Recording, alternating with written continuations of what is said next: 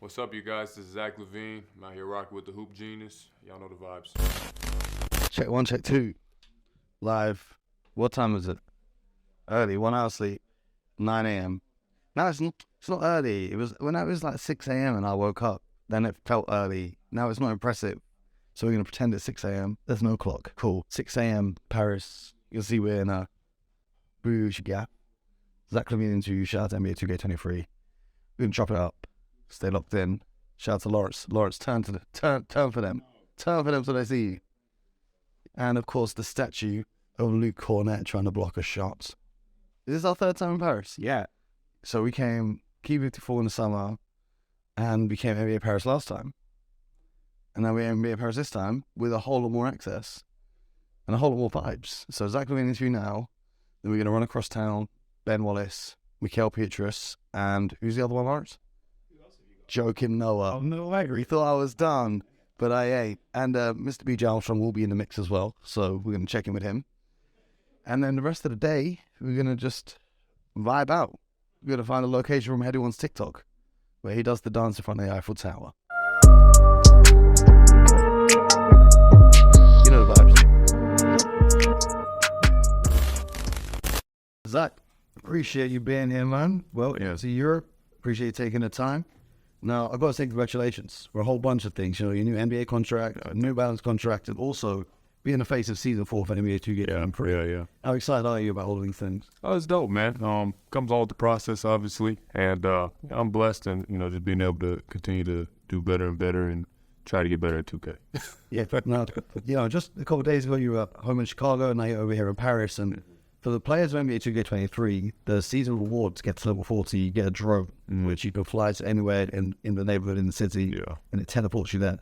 If you could be teleported to any basketball court in the world, maybe somewhere that has a special meaning to you or somewhere you want to go and play, where would that be? Any basketball, like any court? Yeah. Probably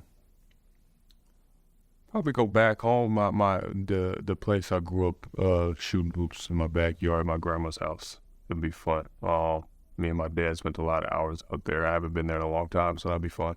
That was special. When you were playing back there as a young hooper, did you have any idea that one day you would end up on this magnitude of success? I don't think I had a dream of obviously becoming an NBA player, but it was never, I'm living out my wildest dreams now. But I guess that's what hard work and dedication is for, because, you put talent and hard work together, it can take you anywhere. Now, obviously, a lot of fans play from the dunk contest that you did amazingly in, but you've really done well to make your game very all-rounded now and become one of the elite players in the league. One thing that stands out for me when I watch you play now is your three-point shooting, leading the league in threes for January.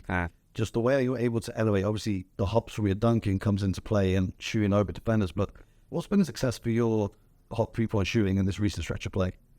I mean, I've been a three-point shooter since I came out of college. I think my freshman year in college, I broke the freshman record for three-pointers. And just moving your game, getting better every year. First couple years in the NBA when I was 19, 20 years old, being put on stage like the dunk contest gets your name out there, but you're not going to go out there and score and become all-star caliber player, big time player just by getting dunked. So being able to every season work on your game, add things to it to make it a overall package. Now, you've had a couple of huge games so far this season. You've had a few 40 pieces here and there. We've seen a lot of high-scoring outputs in the NBA this season. What do you think the reason for that is compared to even just last year?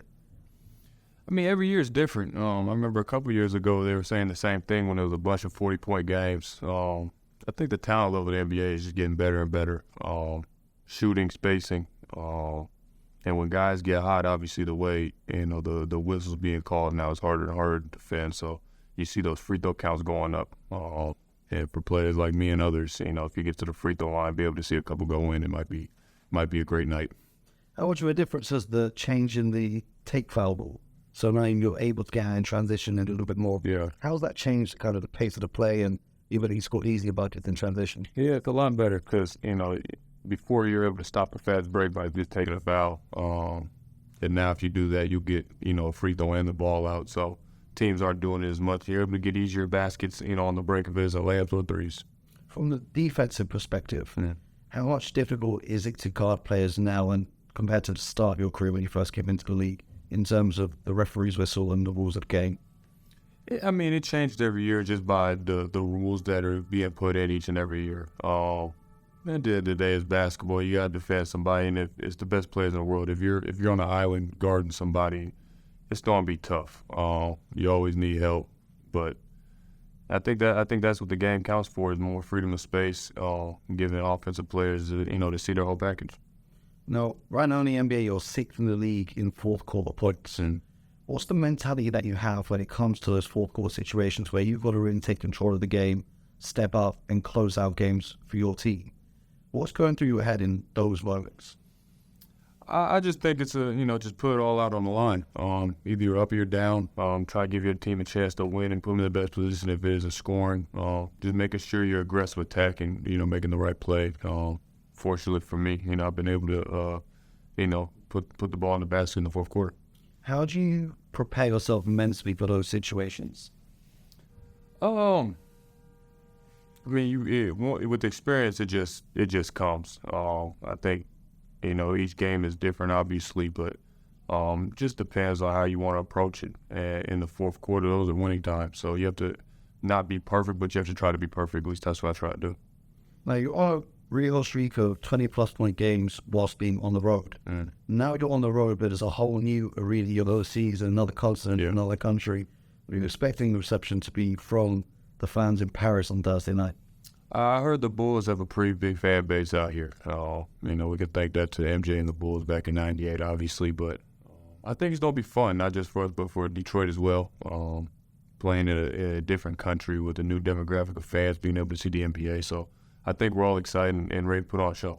Most definitely. I always like to see when play. You got anything planned? When you come into these games, when you have these big scoring outputs, do you ever have that in your mind? I want to go out and get 40 tonight. I want to go out and get 50 tonight, or do you just kind of let the game come to you? If it was that easy, I'll go out and get 40 every night. That would be up to me. But I think there's a mentality you can take into the game of being aggressive offensively, from the get-go instead of letting the game come to you. I think that's when those big scoring games come.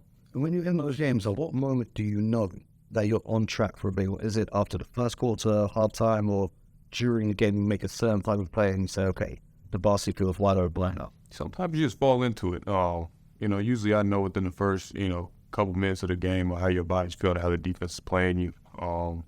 But sometimes you fall into it, man. You might not have a good game in the first half, and then all of a sudden you have 20, 25 points in the second half. So it just happens, and you're always trying to find that rhythm. I want to talk to you about NBA 2K23. You said you're trying to improve your game. Oh, yeah. When you play a 2K, what's a game that you like to go to? I play against the computer because I'm not very good. So, I think that's where I started at. But, it's fun. I've been playing 2K since I was a kid, obviously. And now, being able to be in this position where, I'm part of the game and different seasons. It's fun to go out there and mess around and get some shots up. Do you ever play it like, okay, we're playing, for example, the Cavs tomorrow night. Yeah. Let me hop on 2K and play the Cavs, and so I get a little flavor again. I haven't done that. That'd probably be a good idea. It's like a little scout game, right? Yeah, no, I haven't, but you gave me a tip. So for any of our, younger fans watching this who are trying to work on their game and really add to their bag, what's the biggest piece of advice that you could give to a young? Get great at something, or do something consistently. I shoot 300, 400 shots a day. Just muscle memory, trying to just perfect my game, and you're not gonna get the results without the work. So I've always been a guy. Hard work always pays off. Now, my last question for you is obviously the dunk contest is what really put you on a map with the casual fans who may be outside of the NBA. Yeah. Would you ever consider doing that again? Man, I'm so far past the dunk contest. I was 19, 20 years old when I won that. I'm 20, 27, 28 now. There's not a lot more I could do, in the dunk contest. I think I have 9 out of 10 50s. So, I think I'll just let that sit in the history books for now. Maybe, you never know. But, as of right now, I'm going to just watch. Man, I've all been a buzz. Yeah. No, thank you, dog. I appreciate it. Yeah.